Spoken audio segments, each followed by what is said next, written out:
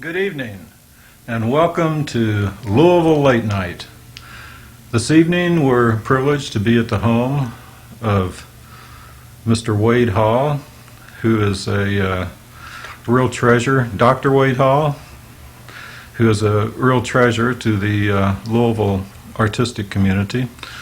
Wade has, although he's originally from way down south in Alabama, Wade has been distilling and cultivating knowledge and art and English literature here in the Louisville area for the past 30 years or so. Not only is Wade a very productive writer himself, but he's also been a teacher of prominence here at Bellarmine College and at Kentucky Southern University, and before that at Troy State and University of Alabama and University of Florida.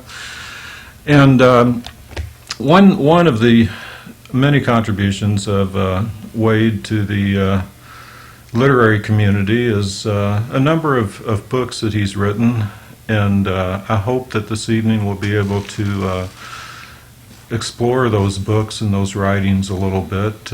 Wade brings a great cultural heritage to us here in Louisville, but more than anything else, I'd like to see if we can capture a little bit of the life of Wade Hall and just who Wade is and in his own words, how he came to be where he is today. Let me introduce to you Wade Hall. Wade. Yeah. Thank you for being with us this evening. Well, it's my pleasure. Welcome to Cherokee Road. Thank you. And you tell us a little bit about the history of Wade Hall, if you will. Well, I go a long way. In fact, listening to you, I think I'm older than I really am. I've been around a long time. I grew up on a farm in Alabama, near Montgomery, about 35, 40 miles from, well, actually, it's not as far as it used to be because they paved the roads and it's now closer to where I grew up, about 35 miles from Montgomery, in a rural county in the Alabama Black Belt. And I went to local public schools and then to Troy State, which was at a teacher's college, about 25 miles away. And then from there I taught 1 year in a little place called Opp, Alabama. And after that, I spent 2 years in the U.S. Army, as all good men did back in the mid-50s. And I was stationed in Germany, in Heidelberg, good place to be stationed if you're going to be in the Army. And when I came out of the Army, I went to graduate school, University of Alabama, where I took a master's in English. And then from there, I decided I needed a northern exposure. Yeah. So I went to the University of Illinois and spent 4 years up there. And getting my doctorate in English and American history. Uh-huh. And then I taught at the University of Florida for a while, and then in the early 60s I came to Louisville, and I've lived here ever since. I taught at Kentucky Southern College. What brought you to Louisville? The college. It was a Baptist college. It was an experimental college on Shelbyville Road. It's now the Shelby the Shelby campus of the University of Louisville, which I think they're beginning to develop into some kind of office park. Uh-huh. And then when Kentucky Southern closed, I was invited to join the faculty at Bellarmine College, now Bellarmine University. Uh-huh. And I was there for almost 30 years. Great experience. Really? Mm-hmm. I love teaching at Bellarmine and also at Kentucky Southern. Wow. And it was, and Louisville, of course, is a great place to live if you are interested in the things that I'm interested in, history and folk culture in particular. It's been I'm a collector, so I found that Louisville is a fine place to live if you collect. Well, you're a collector extraordinaire, wouldn't you say? Well, I don't know about that. I've collected a lot of stuff that interests me. Uh-huh. Now, whether it interests other people, I don't know. I remember when we interviewed President Wethington, University of Kentucky, we went to the new library there, and there were a lot of quilts. Yeah, I gave them about 135 quilts, mostly from Kentucky and surrounding states. Uh-huh. And about half of those are hanging in the W.T. Young Library. Wow. in Lexington. Yeah. I still have over 100 left, so I got plenty Really? of quilts. Where do I you- won't get cold on winter nights. You keep them all here at home? Well, Some most of them, yeah. Wow.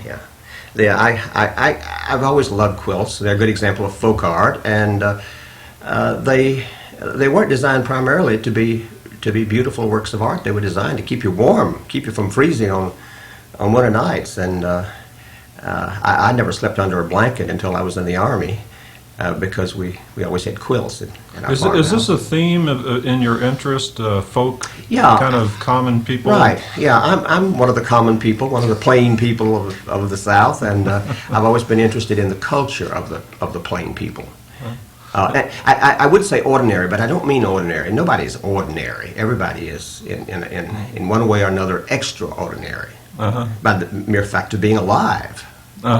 And I think every person is extremely important and has a story to tell, and an interesting story too. That's what's motivated a lot of my writing.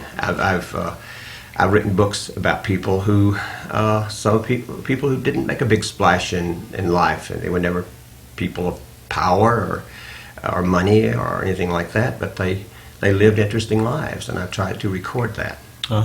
What would be one of your first publications that? Well, my first publication was a spin-off from my dissertation at the University of Illinois. I did a dissertation on the humor of the South between the Civil War and World War I. And I was teaching at the University of Florida at the time, and I decided I would see if they wanted to look, at the University of Florida Press wanted to look at my dissertation for publication possibilities.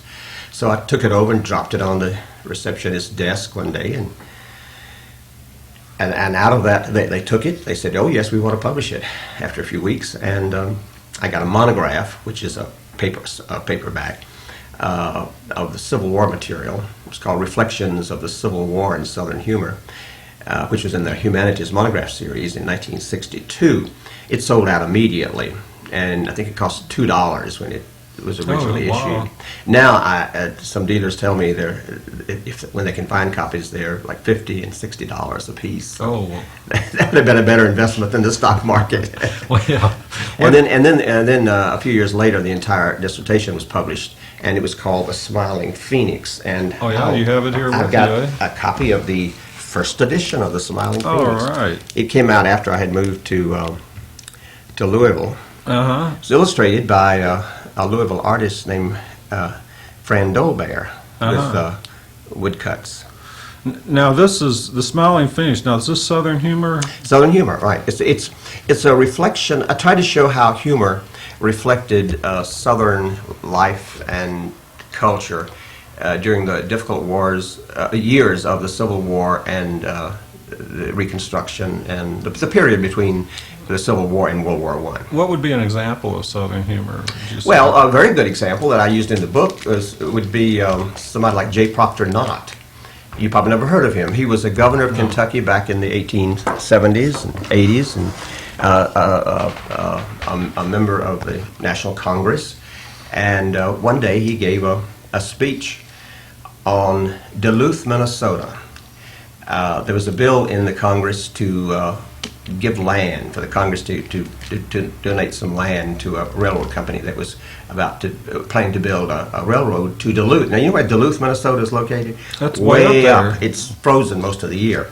And so J. Proctor Knott, who was a master humorist, as many politicians were in the 19th century, got up and made a serio-comic speech about how important it was to get that railroad built from the states, from the lower states up to the top of Minnesota.